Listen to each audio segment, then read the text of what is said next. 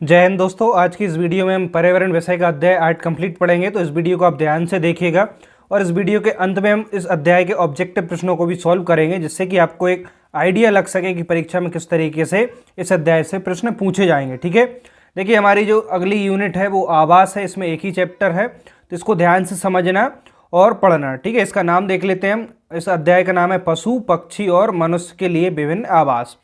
इस अध्याय का नाम देख लिया, तो इसी के अंदर हम जो भी टॉपिक है सबको डिस्कस करेंगे और बहुत अच्छे से डिस्कस करेंगे। चलिए, उम्मीद करता हूँ आपने वीडियो को लाइक और शेयर कर दिया होगा और चैनल पर नहीं हो चैनल को जल्दी से सब्सक्राइब कर लीजिए। चलिए हम पढ़ना स्टार्ट करते हैं। जो सिलेबस कवरेज है इसको देख लेते हैं कि इस अध्याय में हम क्या क्या पढ़ने वाले हैं।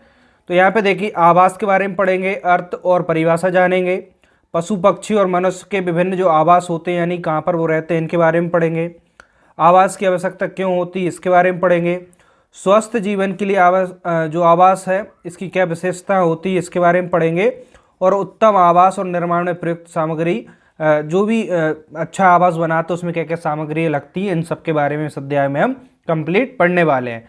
तो ध्यान से वीडियो को देखिएगा। चलिए हम आगे बढ़ते हैं।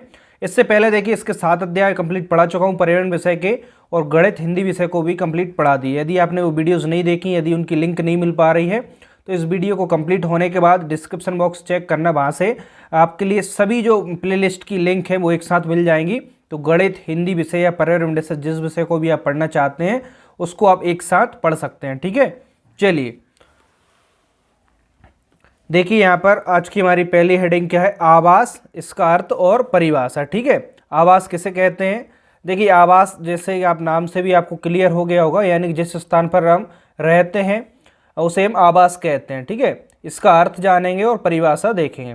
देखिए यहाँ पर कुछ जानिए, कुछ पॉइंट है, की पॉइंट, इनको याद रखना, यहाँ से प्रश्न परीक्षा में पूछ सकते हैं। बहुत सरल अध्याय है, क्योंकि हमारा जो पर्यावरण है वो ही पूरा कंप्लीट सिलेबस के अकॉर्डिंग बहुत ईजी है, लेकिन उसमें कुछ ऐसे फैक्ट वाली जानकारी है जिसको हम यदि नहीं पढ़ते तो हमसे परीक्षा में फिर वो नहीं बनने वाली। ठीक है, देखिए सभी जीव जंतुओं को रहने के लिए किसी न किसी आवास की आवश्यकता होती है, चाहे वो मनुष्य हो या कोई जीव जंतु हो, उसके लिए अपना एक आवास, यानी इसको आप सिंपल सरल भाषा में घर कह सकते हैं। ठीक है, हर एक जीव जंतु को, मनुष्य को, पशु पक्षी को, सभी को रहने के लिए एक उत्तम आवास की आवश्यकता होती है, या घर जैसे कहते हैं। ठीक है, घर को ही आवास कह सकते हैं, जहाँ पर निवास करते हैं उसको आवास कहते हैं।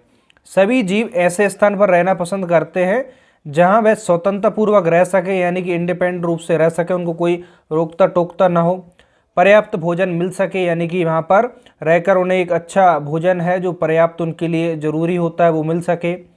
देखिए जो मनुष्य हैं या जीव जंतु हैं वह एवं मनुष्य हो सकते हैं या जीव जंतु, जो भी आप समझें, और उनके बच्चों के लिए एक सुरक्षित स्थान हो। ठीक है, उसको हम आवास कहते हैं। ठीक है, अब आपसे परीक्षा में पूछे आवास किसे कहते हैं, तो आवास की ये सारी विशेषताएं होती हैं जहाँ पर एक स्वतंत्रता पूर्वक रह सकें, यानी कोई और व्यक्ति आपको या जीव जंतु रोकता टोकता ना हो, वहाँ पर रहकर आपके लिए पर्याप्त जो भोजन है उसकी व्यवस्था हो सके, और जो उनके बच्चे हैं या व्यक्ति हैं, जीव जंतु हैं, किसी को भी आप ले लीजिए, वो घर में क्या होते हैं, एक तरीके से सुरक्षित महसूस करते हैं। ठीक है, इसको हम आवास कहेंगे। अब यहाँ पर देखिए आवास की कुछ परिभाषाएं दी हैं कुछ विद्वानों ने, या फिर जो ऑक्सफोर्ड है उसने, उसके बारे में हम यहाँ पर देखते हैं। यहाँ से परीक्षा में प्रश्न पूछ सकते हैं कि ऑक्सफोर्ड डिक्शनरी के अनुसार आवास की क्या परिभाषा है। ठीक है, तो ऑक्सफोर्ड डिक्शनरी है, इन्होंने आवास की क्या परिभाषा दी है सुनिएगा, अभी याद हो जाएगा आपके लिए। भय भवन संरचना जिसमें निवास किए जाए उसे आवास कहते हैं। भवन संरचना यानी कि कोई बिल्डिंग की स्ट्रक्चर होता है, जो भी घर या आपका भी घर होगा, कच्चा या पक्का कुछ भी हो, है ना। ऑक्सफोर्ड डिक्शनरी में ऐसा कहा गया कि भय भवन संरचना जिसमें निवास यानी कि जिसमें रहते हैं उसे आवास कहते हैं। ठीक है, तो ऑक्सफोर्ड डिक्शनरी ने इस प्रकार से आवास की परिभाषा दी है, इसको याद रखना। अब दूसरा देखिए, R.S. देशपांडे जी हैं, इन्होंने आवास की क्या परिभाषा दी है, तो सुनिए। आवास मानव समूह के लिए शरण स्थल है। शरण स्थल यानी कि जहाँ पर वो रहता है उसे शरण स्थल कहते हैं, जिसमें दीवारें हों, फर्श हो, दरवाजे हों, खिड़कियाँ और छत आदि चीज़ें हों, उसे हम आवास कहते हैं। ये किसने कही है? R.S. देशपांडे जी ने आवास के विषय में ऐसा कहा है। ठीक है, अब आपको आवास भी क्लियर हो गया होगा, यानी निवास का स्थान, जिसे हम सामान्य भाषा में घर कहते हैं, कोई मकान कहता है। ठीक है, इस प्रकार से। तो ऑक्सफोर्ड डिक्शनरी और आर.एस. देशपांडे दोनों को याद रखना, इन्होंने आवास को किस प्रकार से परिभाषित किया है। ठीक है, चलिए हम वीडियो में आगे बढ़ते हैं और आवास के जो प्रकार है उनके लिए आगे देखते हैं। देखिए आवास के हमें दो प्रकार मिलते हैं, कौन कौन से, एक स्थलीय आवास और दूसरा जलीय आवास। इसके बारे में थोड़ा सा संक्षिप्त में जानकारी ले ली, यहाँ से प्रश्न आए तो आप आसानी से परीक्षा में बना पाएँ। ठीक है, चलिए यहाँ पर स्थलीय आवास जिसको हम टेरेस्ट्रियल निवास भी कह सकते हैं, टेरेस्ट्रियल कहा जाता है स्थलीय, यानी जो स्थल पर जिनका आवास होता है यानी घर होता है उसको टेरेस्ट्रियल आवास कहा जाता है। इस हिंदी में स्थलीय आवास जैसे कहेंगे। ठीक है, आवास यानी कि शेल्टर इंग्लिश में इसे कहते हैं। देखिए स्थलीय आवास को हम किस प्रकार से परिभाषित कर सकते हैं, जो जीव जंतु, जीव में मनुष्य भी आ जाता है इसमें ना, जो जीव जंतु स्थल पर निवास करते हैं, स्थल यानी कि टेरेस्ट्रियल जो प्लेस है वहाँ पर, यानी कुल मिलाकर हम ऐसा कह सकते हैं जो धरती है, जमीन है, इस पर जिनका भी घर या आवास होता है वो सारे स्थलीय आवास कहलाएंगे। ठीक है, इस धरती पर, इसको आप भूमि कहते हैं, उस पर जितने भी आवास होते हैं चाहे वो जीव जंतु का है या मनुष्य का हो, सारे स्थलीय आवास के अंदर आएंगे। उदाहरण से समझिए जैसे घास स्थल है, तो जो घास स्थल है वो एक जमीन पर ही घास उगती है और जो घास है उसमें भी कुछ जीव जंतु कीड़े मकोड़े रहते हैं, तो चूंकि घास भी उनका एक निवास स्थान होगा, ये घास किस प्रकार का निवास स्थान होगा, स्थलीय आवास में आएगा। ठीक है, यानी टेरेस्ट्रियल जो शेल्टर होंगे वो घास स्थल उसके अंदर आएगा। पर्वतीय स्थान, पर्वत भी धरती पर होता है, तो कुछ ऐसे जीव जंतु होते हैं जो पर्वत पर निवास करते हैं, पर्वत उनका घर होता है यानी कि वहाँ पर निवास करते हैं, तो ये स्थलीय आवास में आएगा। मरुस्थलीय स्थल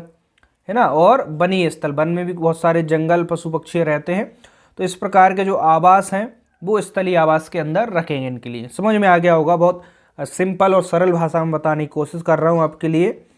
दूसरा है जलीय आवास, जिसको एक्वाटिक शेल्टर कहते हैं इंग्लिश में। ठीक है, जलीय आवास नाम से ही क्लियर है, यानी कि जिनका निवास स्थान जल के ऊपर होगा या जल के अंदर होगा उसे हम जलीय आवास के अंतर्गत रखेंगे। इसमें मुख्यतः तालाब आ जाते हैं। अब तालाब में आप देख लीजिए कौन कौन से जीव जंतु रहते हैं, मछलियाँ, मगरमच्छ, है ना, इस प्रकार से, तो उनका निवास स्थान हो गया, ये जलीय आवास के अंदर आएंगे। झील, समुद्र आदि जितने भी इस प्रकार से पानी में जिनका घर होता है या जल में घर होता है, जिनका कीड़े मकोड़े जीव जंतु है ना, बहुत सारे मछलियाँ जैसे कि जल में रहती हैं, तो उनका वो जलीय आवास कहलाएगा। इसके हमने अंदर देख लिए कौन कौन से जो झील है, तालाब है, समुद्र, नदी है ना, नाले, इस प्रकार से जितने भी निवास हैं वो सारे जलीय आवास के अंदर आएंगे। ठीक है, अब चलिए नेक्स्ट हेडिंग की ओर बढ़ते हैं।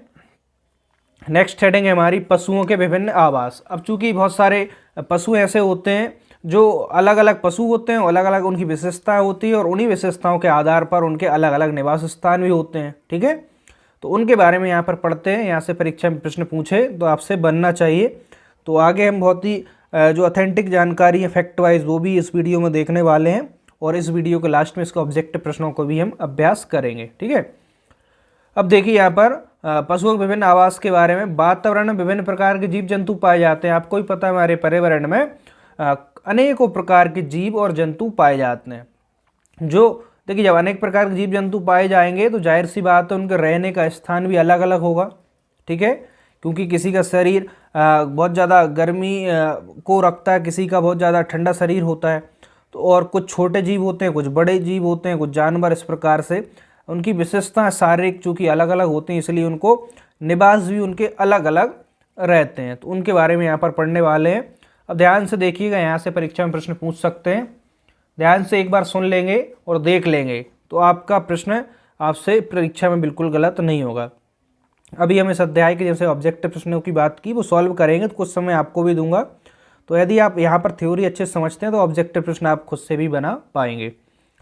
देखिए स्थल और जंगल में रहने वाले जीव जंतु हैं, जो जहाँ पर रहता है उसको उसी का निवास स्थान कहा जाता है। ठीक है, कुछ जीव जंतु ऐसे होते हैं जंगल में रहते हैं तो आप कह सकते हैं कि उनका निवास स्थान या आवास कहाँ पर है, जंगल में। कुछ जमीन पर रहते हैं, तो यहाँ पे देखिए स्थल के ऊपर ही जंगल होगा। स्थल एवं जंगल में रहने वाले कुछ जीव जंतु, इनके नाम देखिए, बहुत से आपको पता भी होगा लेकिन एक बार सुन लीजिए। गाय कहाँ रहती है, स्थल के ऊपर। भैंस स्थल के ऊपर, जमीन के ऊपर रहती है ना। बाकी बात अलग है कि उसको हम घर में पालते हैं, फिर उसके लिए अलग से एक गौशाला या जिसको हम घर कहते हैं, गाय का घर, उसमें बांधते हैं, लेकिन वो स्थल के ऊपर रहेगी, इसलिए इसको स्थल जीव के अंदर रखेंगे। कुत्ता, कुत्ता भी स्थल के ऊपर रहता है, बिल्ली स्थल के ऊपर, गधा घोड़ा, ठीक है, गधा घोड़ा ये भी कहाँ स्थल के ऊपर रहते हैं। शेर, शेर जंगल में रहता है लेकिन स्थल के ऊपर ही है। हाथी जंगल में भी रहता है और कुछ लोग इसको पालतू बना लेते हैं, जैसे आपके गांव में भी आते होंगे तो। लेकिन इसको हम हाथी का निवास स्थान पूछे तो जंगल और स्थल, स्थल जो कि जमीन पर ही रहता है। हिरण, गैंडा, बाघ, मोर, चिंपैंजी आदि जानवर है स्थल एवं जंगल जो है इनका निवास स्थान होगा। ठीक है, कितनी सरल सा है, बस इसको याद रख लिएगा। अगला देखिए, अब पानी है, पानी किन किन का निवास स्थान होगा। जैसे मछली है, मछली जल की रानी है, आपने बहुत कहानी बचपन में सुनी होगी, पढ़ी होगी, तो मछली का निवास स्थान पानी होगा। सांप, सांप को आपने जमीन पर भी देखा होगा और पानी में भी देखा होगा, तो सांप का निवास स्थान पानी में भी हो सकता है और चूंकि जमीन पर भी वो बिल बनाकर रहता है। ठीक है, लेकिन पानी के अंदर पूछे तो तब भी ठीक हो। मेंढक पानी में भी रहता है यानी इसका निवास स्थान पानी भी हो सकता है। मगरमच्छ पानी में रहता है, कछुआ पानी में रहता है। तो कुछ ऐसे जीव हैं जो पानी के अलावा भी रहते हैं, उनको हम उभयचर कहते हैं। ठीक है, एम्फिलियन जिसको फीनस जिसको वर्ग में रखा जाता है इंग्लिश में, इसको हिंदी में उभयचर कहते हैं, यानी स्थल और जल दोनों पर रह सकते हैं। जैसे कि सांप स्थल और जल दोनों में रह सकता है, तो पानी जो स्थान है, निवास है, उसके अंदर सांप भी रह सकता है, मेंढक भी रह सकता है। ठीक है, लेकिन मछली सिर्फ पानी में रह सकती है, तो मछली का जो घर होगा या निवास स्थान वो पानी होगा। ठीक है, आगे देखिए, और पेड़ पौधों पर भी आपने कुछ जानवरों को, पक्षियों को देखा होगा, तो वो उनका निवास स्थान हो गया। बंदर पेड़ों पर रहते हैं। ठीक है, पांडा, क्लॉथ, लंगूर, पक्षी आदि, तो इनका निवास स्थान आपसे पूछे, इनका आवास कौन सा होगा, पेड़ होगा। इतना याद रखना है, आपका प्रश्न बन जाएगा। अब जमीन के अंदर भी कुछ जो जीव जंतु है उनका घर होता है, तो सुन लीजिए। जमीन के अंदर चूहा जमीन के अंदर बिल बना के रहता है। सांप भी जमीन के अंदर बिल बना के रहता है। चींटी भी जमीन के अंदर बिल में रहती हैं। खरगोश, केंचुआ, बिच्छू आदि, इनका निवास स्थान कहाँ पर होगा, जमीन के अंदर होगा। ठीक है, बस इतना याद रख लेना कौन का निवास स्थान कहाँ पर है, तो यहाँ से आपका प्रश्न पूछे तो परीक्षा में आपसे बन जाएगा। ठीक है, अब कुछ उभयचर जो जीव जंतु उनके बारे में देख लेते हैं, बहुत ही संक्षिप्त में जानकारी। इसका जो फैक्ट है वो आपके लिए मैं बताता हूँ। अब देखिए, उभयचर जिनके अभी हम इसके बारे में बात कर रहे थे, कुछ उभयचर जो जीव जंतु हैं वो रहते हैं जिनका निवास स्थान स्थल और जल दोनों हो, उसे हम उभयचर के अंदर रखेंगे। ठीक है, उभयचर का मतलब ही है कि दो जगह रह सकता है, स्थल और जल। जैसे कि सांप का निवास स्थान हमने देखा था, पानी में भी रह सकता है सांप और जमीन पर भी रह सकता है, बिल में, तो सांप को उभयचर जो जीव जंतु है उसके अंदर रखेंगे। मेंढक पानी में भी रह सकता है, जमीन पर भी। इसी प्रकार से मगरमच्छ पानी में भी रह सकता है, जमीन पर भी। तो सांप, मेंढक, मगरमच्छ कैसे जीव जंतु हो गए, उभयचर जीव जंतु हो गए। ठीक है, इसको याद रखना, आपसे पूछ लिया जाए कि सांप है एक कैसा जीव जंतु, उभयचर, तो आप उभयचर को इसको टिक कर देंगे तो सही उत्तर हो जाएगा। अब देखिए, कुछ बहुत ही महत्वपूर्ण जानकारियाँ हैं, इनको ध्यान से देख लीजिएगा। यहाँ से परीक्षा में प्रश्न जरूर पूछ सकते हैं और कुछ चीज़ें आपको पता भी होंगी और कुछ चीज़ें नहीं पता होंगी, तो उनको आप अब अच्छे से याद रख लेंगे तो आपका काम हो जाएगा। कुछ प्रमुख जीव हैं और उनके रहने का स्थान, यानी कुछ ऐसे जानवर या जीव जंतु हैं जिनको आपने सुना भी होगा, तो उनके बारे में हम यहाँ पर देख रहे हैं। क्योंकि पर्यावरण में हमारे सभी जीव जंतु प्राणी सब मिलकर एक अच्छा परमानेंट जो इन्वायरमेंट है उसका निर्माण करते हैं, इसीलिए हम पर्यावरण में इन सबको पढ़ते हैं। तो जो कुछ प्रमुख जीव हैं और उनके रहने का स्थान आपसे पूछ लिया जाएगा कि शेर कहाँ रहता है, कुत्ता कहाँ रहता है। ठीक है, सूअर का निवास स्थान कौन सा होता है, मनुष्य का, पक्षी का, तो आपको पता होना चाहिए। तो जल्दी से देखिए, यहाँ पे एक साइड जीव लिख दिए, दूसरा साइड आश्रय स्थल यानी कि उनका निवास स्थान लिख दिया है। तो शेर कहाँ रहता है, आप बताएंगे मांद, मांद जिसको गुफा भी कहते हैं, गुफा के अंदर शेर रहता है, लेकिन इसका नाम मांद आएगा तो आप कंफ्यूज मत होना। शेर कहाँ रहता है, मांद में। घोड़ा कहाँ रहता है, अस्तबल में, आपने बहुत सुना होगा। गधा अस्तबल में। कुत्ता कहाँ रहता है, कुत्ता रहता है कुक्कुरशाला में। देखिए, कुछ चीज़ ऐसी हैं इनको आप पहली बार सुन रहे होंगे, तो कुत्ते का जो घर होता है, निवास स्थान, उसे कुक्कुरशाला कहा जाता है। गाय और बैल कहाँ रहते हैं, साइबान, आप हो सकता है ग्रामीण इलाके से हो तो सार भी कहते होंगे। कुछ लोग इनका अलग से घर भी नाम रख देते हैं, लेकिन इसका सही नाम होगा जो बुकों में दिया होता है, गाय बैल का निवास स्थान साइबान कहलाता है। बकरी बकरी जहाँ पर बांधी जाती है उसे बाड़ा कहते हैं। ठीक है, जो अगले कुछ साइट है देखिए, एक साइड जीव है, दूसरी साइड वही आश्रय स्थल यानी कि निवास स्थान। चूहा और सांप कहाँ रहते हैं? बिल में रहते हैं, याद रखना, परीक्षा में पूछ सकते हैं। पक्षी घोंसले पर रहते हैं, इनका निवास स्थान घोंसला रहता है। मनुष्य का निवास स्थान घर रहता है। ठीक है, हाथी और जेब्रा यानी कि जो भी और कुछ जंगली जीव जंतु हैं उनका निवास स्थान जंगल होगा। सूअर का निवास स्थान आपसे पूछे तो आप बताएंगे सूकरशाला। देखिए, सूअर का निवास स्थान हो सकता है इससे पहले आपने ना सुना हो, क्या होगा इसका निवास स्थान? सूकरशाला। मुर्गी और मुर्गा, इनका निवास स्थान यानी इनको यहाँ पर रोका जाता है, उसे क्या कहते हैं? दड़बा कहते हैं। ठीक है, यदि आपके पास भी इनमें से कोई जीव जंतु हो और आपने कोई स्पेशल नाम रख रखा है घर में उनके रहने का या निवास के स्थान का या आपके जीव जंतु का, तो कमेंट्स में एक बार जरूर बताइएगा। ठीक है, अब आगे देखिए, आगे क्या है यहाँ पे? पक्षियों के जो विभिन्न आवास हैं उनके बारे में यहाँ पर डिस्कस करते हैं। पक्षी भी कई प्रकार के होते हैं और उन्हीं के आधार पर उनके कई सारे निवास स्थान होते हैं, उनके विषय में भी हम यहाँ पर पढ़ते हैं, जिससे कि परीक्षा में प्रश्न आए तो हम बना पाएँ।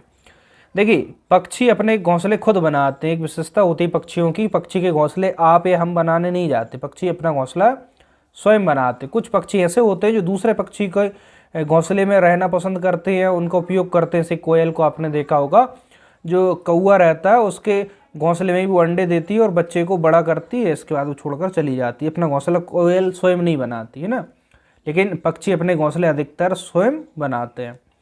आगे देखना, सभी पक्षियों के घोंसले भिन्न भिन्न होते हैं, क्योंकि पक्षी भी कई प्रकार के होते हैं, छोटे बड़े, उनकी विशेषताएं भी अलग अलग होती हैं। इसी आधार पर उनके घोंसले भी अलग अलग होते हैं, आपने देखे भी होंगे। ठीक है, अब यहाँ पर देखना, पक्षियों द्वारा घोंसला क्यों बनाया जाता है? एक आपको जानकारी इतनी होगी और नहीं है तो अब इसको जानकारी रख लेना। पक्षी अपना घोंसला जो अंडे हैं उनको देने के लिए बनाते हैं और उनके जो बच्चे होते हैं उनका पालन पोषण करने के लिए वो घोंसले का निर्माण करते हैं। जैसे ही वो अंडे देते हैं और बच्चे कुछ दिन बाद उससे बच्चे निकल जाते हैं और बच्चे का पालन पोषण करते हैं। जैसे ही उनके बच्चे बड़े हो जाते हैं तो वो पक्षी उस घोंसले को छोड़कर चले जाते हैं। ठीक है, इस प्रकार से वो अपना जो जीव जंतु हैं या पक्षियां हैं अपने बच्चों का पालन पोषण करती हैं, इसलिए वो जो घोंसला है उसका निर्माण करते हैं। अब यहाँ पर देखिए, जो कबूतर और गौरैया है, ठीक है, कबूतर और गौरैया, इनका निवास स्थान आपसे पूछे कहाँ होता है तो आपने देखा भी होगा, जो मनुष्य के घर है उनके आसपास है, मनुष्य के घरों में ही कबूतर और गौरैया अपना जो घोंसला है, घर है, वो बना लेते हैं और वहीं पर वो अंडे और उनके बच्चों का जो अंडे देते हैं और फिर वहाँ पर अपने जो बच्चे अंडों के द्वारा निकलते हैं उनका पालन पोषण करते हैं। ठीक है, और जैसे ही बड़े हो जाते हैं तो कबूतर गौरैया उस घोंसले को छोड़कर चले जाते हैं। कौए के घोंसला पूछे तो पेड़ की सबसे ऊंची टान होती है डाल, कौआ वहाँ पर अपना घोंसला बनाता है। जैसे कि सामान्यतः आपके गांव में आसपास आम के पेड़ होंगे या फिर ऊंचे ऊंचे पीपल के पेड़, बरगद के पेड़, जो बड़े बड़े पेड़ होते हैं, कौए की विशेषता होती है उसकी भी सबसे ऊंची जो डाल होती है उस पर वो घोंसला बनाता है, क्योंकि वो ऐसा सोचता है कि जितनी ऊंचाई पर होंगे उतना सुरक्षित होंगे। इस प्रकार से पेड़ की सबसे ऊंची डाल होती है उस पर कौआ अपना घोंसला बनाता है। याद रखना, दर्जन चिड़िया, जो दर्जन चिड़िया है, अब इसका नाम से ही क्लियर है, दर्जी है। दर्जी इसको क्यों कहते हैं? इसलिए कहते हैं कि दर्जन चिड़िया जो होती है दो पत्तों को आपस में सिल लेती है, उनको सिल कर अपना घोंसले का निर्माण उसके ऊपर करती है। दो पत्तियां देखेगी अच्छी सी, उस पर आपस में एक जगह सिल लेगी और वो घोंसले को बनाएगी और वहाँ पर अपने जो बच्चे होते हैं उनका पालन पोषण करती है। कौन सी चिड़िया? दर्जन चिड़िया, याद रखना। ठीक है, अब देखिए, कोयल अपने अंडे, अभी मैंने आपके लिए बताया था, कोयल अपने अंडे कहाँ पर देती है? जो कौए के द्वारा घोंसले बनाए जाते हैं वहाँ पर कोयल अपने अंडे देती है। देखिए, ऐसा भी इसके बारे में कहा जाता है, कोयल के बच्चे भी काले होते हैं और कौए के भी। तो कोयल जो कौए के उसमें क्या करती है, घोंसले में अपने बच्चों के अंडों को रख देती है और कौए उनका लालन पोषण करते हैं। चूँकि कौओं को भी उनका रंग काला दिखता है, समझ नहीं आता। जब वो पक्षी बड़े हो जाते हैं, बोलने लगते हैं, तब तक कौए को समझ आता है अच्छा ये तो अपने पक्षी नहीं है ना, तो तब तक कोयल का काम हो चुका होता है। ठीक है, आपने इसके बारे में काफ़ी सुना भी होगा यदि आप ग्रामीण इलाके से हों तो। खासकर इतना प्रश्न याद रखना यहाँ से कि कोयल अपने अंडे कौए के घोंसले में देती है। ठीक है, अब यहाँ पर देखिए जो गिद्ध है, गिद्ध के बारे में पूछा जाए एक घोंसला अपना कहाँ बनाता है, तो जो गिद्ध है एक तो सबसे पहले सुनसान स्थान देखेगा, और सुनसान स्थान पर जो पेड़ होते हैं या तो वो वहाँ पर घोंसला बनाता है गिद्ध, ठीक है, या फिर चट्टानों पर बना लेता है, या फिर चील के छोड़े गए घोंसले होते हैं, चूँकि चील भी ऐसे ही सुनसान स्थान पर घोंसले बनाता है, काफ़ी ऊंचाई पर बनाता है, और चील जैसे ही उस घोंसले को छोड़कर जाता है तो गिद्ध चील के द्वारा छोड़े गए घोंसले का उपयोग भी करता है। तो ठीक है, इतनी जानकारी आपको होना चाहिए। मोर है, मोर अपना घोंसला या जो उसका निवास स्थान है, उसका आवास के बारे में हम देख रहे हैं कि पक्षियों के आवास कहाँ कहाँ होते हैं, ठीक है। तो मोर झाड़ियों एवं पेड़ों के बीच जो पेड़ों की जो नीची डालियाँ होती हैं, या तो झाड़ियाँ या फिर पेड़ों की जो नीची डालियाँ होती हैं, वहाँ पर मोर अपना घोंसला या निवास स्थान बनाती है, ठीक है। और सामान्यतः जो भी पशु पक्षी होते हैं वो किसी भी जीव जंतु या मनुष्य से दूरी पर ही अपने घोंसले का बनाते हैं, ताकि वो अपने बच्चों का सुरक्षित तरीके से पालन पोषण कर सकें, ठीक है। अगली हेडिंग की ओर हम बढ़ते हैं। यहाँ पे ध्यान से देखना। अब मनुष्य के जो विभिन्न आवास हैं उसके बारे में देखते हैं। पक्षियों की हमने जो आवास थे उसके बारे में जान लिया है, और बाकी हम कुछ और ऑथेंटिक जो जानकारी होगी फैक्ट वाइज वो ऑब्जेक्टिव की हेल्प से देखेंगे। अब मनुष्य के भी विभिन्न आवास होते हैं, जैसे कि किसी के पास बहुत ऊंची बिल्डिंग होगी, इमारत होगी, तो किसी के पास हो सकता है कच्चा आवास हो। इस प्रकार भांति भांति के मनुष्य होते हैं, और तो भांति भांति के यानी कि अनेक प्रकार के उनके आवास होंगे। तो यहाँ पर देखिए उन्हीं आवास के बारे में पढ़ते हैं। मानवीय आवास को हम दो भागों में बांटते हैं। एक तो स्थायी आवास, जो उनका परमानेंट आवास निवास होता है, एड्रेस होता है वो, और एक अस्थायी आवास, ठीक है। तो मानवीय आवास दो प्रकार के होते हैं। एक तो स्थायी यानी जहाँ पर वो परमानेंट निवास करता है, अस्थायी यहाँ पर कुछ टेम्परेरी यानी कुछ समय के लिए निवास करता है। तो इनके बारे में कुछ संक्षिप्त जानकारी देखिए। यहाँ पर स्थायी आवास, इसको परमानेंट शेल्टर कहते हैं। शेल्टर यानी कि आवास।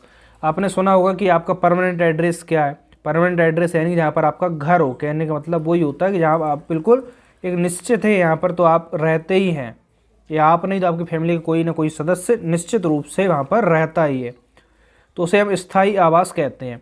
स्थायी आवास मनुष्य क्यों बनाते हैं? क्योंकि मनुष्य एक निरंतर एवं स्थायी रूप से वहाँ पर निवास करना चाहता है, और वहाँ पर वो विश्राम कर सकता है निरंतर, यानी कि प्रतिदिन वहाँ पर रुकता है और लंबे समय तक वो वहीं पर एक ही जगह, एक ही मकान में, एक ही जो बिल्डिंग होती है, घर कह लीजिए, वहाँ पर रुकता है। उसे हम स्थानीय आवास के नाम से जानते हैं, इंग्लिश में परमानेंट शेल्टर कहेंगे। अब घर पूछ ले आपसे, घर चूँकि घर जो हमारा होता है वहाँ पर हम एक स्थायी रूप से निवास करते हैं, तो घर एक स्थायी निवास है, ठीक है।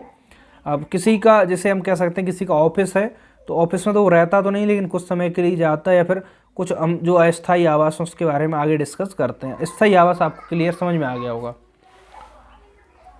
अब देखिए यहाँ पर जो अस्थायी आवास है इसके बारे में, इसको टेम्परेरी शेल्टर भी कहते हैं। अस्थायी आवास यानी कि इसमें मनुष्य या फिर जीव जंतु की बात करें, कुछ जीव जंतु के लिए भी अस्थायी आवास होते हैं, टेम्परेरी, है ना। कुछ समय के लिए यहाँ पर रहते हैं, और जैसे ही उनका काम हो जाता है उसको छोड़कर वो वापस चले जाते हैं। तो जहाँ कुछ समय के लिए रुके उसको अस्थायी आवास कहते हैं। मनुष्य आजकल अपनी पढ़ाई लिखाई के लिए, आप में से बहुत सारे ऐसे छात्र होंगे जो अपनी पढ़ाई लिखाई के लिए घर से बाहर दूर रह रहे होंगे किसी नज़दीकी सिटी में, तो वहाँ पर चूँकि फैसिलिटीज़ मिलती हैं, अच्छी कोचिंग सेंटर, अच्छी बुक, सब कुछ, एक अच्छा एटमॉस्फेयर मिल जाता है। इसलिए आप भी कुछ समय के लिए घर से बाहर अस्थायी रूप से एक रेंट का कमरा लिए होंगे, तो उसमें रुकते होंगे, ठीक है। तो उसको हम अस्थायी आवास कहते हैं, जिसमें मनुष्य और जीव जंतु कुछ समय के लिए निवास करते हैं, जो जैसे ही अपना काम हो जाता है या तो वो उसको छोड़कर चले जाते हैं। इंसान भी ऐसा ही होता है, मनुष्य। जैसे हमने अभी आपकी बात की कि आप जैसे बहुत से विद्यार्थी रेंट से रहते होंगे, जैसे ही नौकरी मिल जाएगी तो वो अपना या तो कुछ समय के लिए घर चले जाएंगे, फिर अपना एक अच्छा सा घर मकान बना लेंगे, उसे हम फिर परमानेंट आवास कहेंगे, स्थायी आवास। लेकिन चूँकि यदि किराए से रहते हैं तो उसे हम अस्थायी आवास कह सकते हैं। अस्थायी आवास के कुछ और उदाहरण होंगे, जैसे तंबू, टेंट होता है, आपने देखा होगा कुछ जगह जो झुग्गी झोंपड़ियाँ होती है वहाँ पर कुछ तंबू लगे होते हैं, और कुछ लोग तंबू बनाकर रहते हैं, और चूँकि अपना जो व्यापार है और जो भी काम धंधा करने के लिए आते हैं, तो कुछ समय वहाँ पर रुककर अपना काम करते हैं और वापस चले जाते हैं। तो तंबू हम अस्थायी आवास के रूप में लेंगे, टेंट, है ना, इसको भी अस्थायी आवास के रूप में लेंगे। दोस्तों, आप में से कौन कौन घर से बाहर रहकर किराए के कमरे में रुकता है और वहाँ से अपनी पढ़ाई कर रहा है अभी, तो एक बार नीचे कमेंट्स में ज़रूर बताइएगा, ठीक है। चलिए अगली हेडिंग की ओर हम आगे बढ़ते हैं।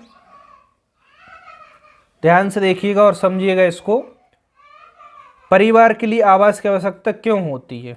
ठीक है, एक परिवार है या मनुष्य है, उसके लिए घर की ज़रूरत क्यों होती है, इसके बारे में यहाँ पर देखते हैं। चूँकि हमारे सिलेबस में है इसी प्रकार से, तो बहुत सारी बातें आपको पता भी होंगी और कुछ जो महत्वपूर्ण जानकारी वो यहाँ पर हैं। तो यहाँ पे देखिए, जो आवास है मनुष्य की सबसे पहले मूलभूत जो भौतिक आवश्यकताएं होती हैं उसको पूरा करता है। मूलभूत यानी कि बेसिक नीड होती हैं बहुत सारी, रहने की, सोने की, है ना, और भी जो अनैच्छिक क्रिया है उनको करने की, तो वो एक आवास के द्वारा ही मनुष्य को प्राप्त होती है। इसलिए उसको एक जो परमानेंट आवास है उसकी ज़रूरत होती है।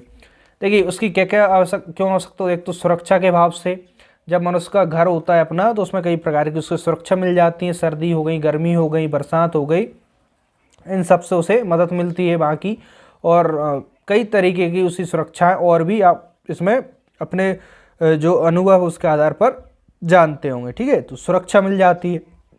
दूसरा स्थायित्व, यानी कि वो एक प्रकार से स्थायी हो जाता है कि उसका घर बन गया, उसे जितना भी कार्य आगे का संचालन करना है वो घर से ही करना है। ठीक है, तो एक स्थायित्व यानी कि एक प्रकार से वहाँ पर रुक कर अपना कार्य करता है। पूरा जीवन निकल जाता है या कई पीढ़ियाँ भी निकल जाती हैं किसी किसी की एक ही घर मकान में। ठीक है, अनुकूल वातावरण प्रदान करना। अनुकूल वातावरण यानी कि जैसे कि घर है तो घर में हम कई सारी जो आजकल है, जैसे गर्मी आ गई, गर्मियों में आप कूलर और एसी चालू हो जाएंगे, तो एक प्रकार से उन्हें अनुकूल जो एनवायरनमेंट है वो घर में ही प्रदान हो जाता है। सर्दियों में हीटर वगैरह जला लेते हैं और आग की व्यवस्था भी कर लेते हैं। इस प्रकार से वो मौसम के अनुकूल अपने आप को घर में जो भी होता है उसके अकॉर्डिंग उसे ढाल लेते हैं। तो घर जो आवास है वो काफ़ी मदद करता है। क्रियाशीलता, जो घर होता है घर में रुककर काफ़ी मनुष्य अपनी जो क्रियाशीलता है उसको अच्छे से संपन्न कर पाते हैं। ठीक है, तो घर इसलिए ही बहुत आवश्यक है। जैसे कि यदि घर नहीं है तो वहाँ से एक जो मनुष्य क्रियाशील हो पाएगा वो सही तरीके से अपना कार्य, नहीं घर से ऑफिस जाना, ऑफिस से आके हारे थके आए तो घर आके विश्राम कर लिया, तो इस प्रकार क्रियाशीलता हमें भी बहुत मदद करता है। सामाजिक प्रतिष्ठा, जैसे कि आजकल आपने देखा होगा जिसकी जितनी ऊंची मकान, हवेली, इमारत कह लीजिए, जितनी ऊंची जितना बड़ा है बंगला होते हैं किसी किसी के, उसकी समाज में उसी प्रकार से उसकी प्रतिष्ठा, मान सम्मान किया जाता है ना। तो घर काफ़ी महत्वपूर्ण होता है और समाज में घर को लेकर, जैसे किसी का बहुत बड़ा और बहुत अच्छा बंगला है तो उसके जो समाज में मान सम्मान प्रतिष्ठा होगी उसी के आधार पर होती है, तो उसमें भी मदद मिलती है।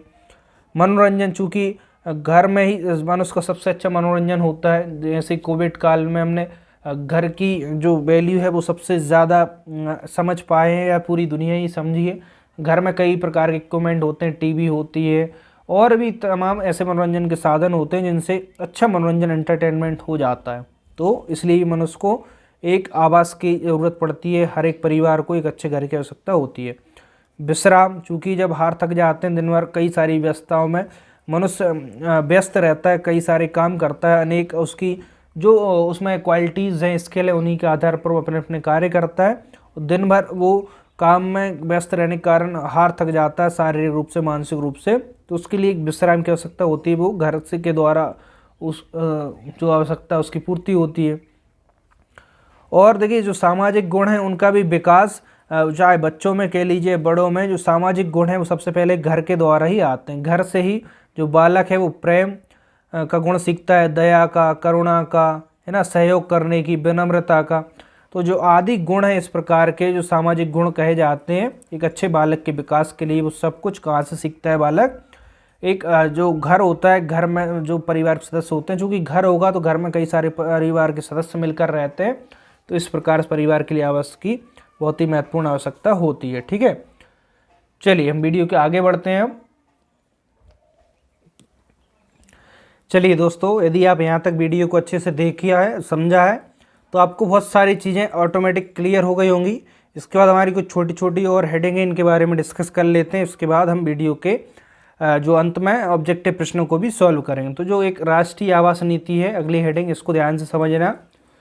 देखिए राष्ट्रीय आवास नीति यानी कि जो नेशनल लेवल पर सब लोगों के लिए, यानी जो गरीब या फिर इस प्रकार से वर्ग से हैं जो अपने एक पर्याप्त उनको सुविधाएं नहीं मिल पाती, उनके लिए सरकार ने एक आवास की व्यवस्था की जिसको आप कुटी के नाम से भी जानते होंगे। ठीक है। तो उसमें कुटी के माध्यम से हर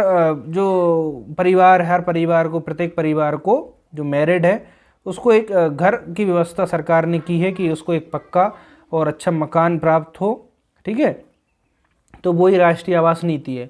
देश में आवासीय समस्या यानी कि रहने की जो समस्या उनको दूर करने के लिए केंद्र सरकार ने राष्ट्रीय आवास नीति तैयार की, ठीक है। आप देखते होंगे आपके जैसे ग्रामीण या शहरी दोनों जगह जो कुटीर के नाम से कहते हैं, उसमें पहले 2 कमरे का था, उसमें कुछ और जिस तरीके से चीज़ों को ऐड कर दिया है।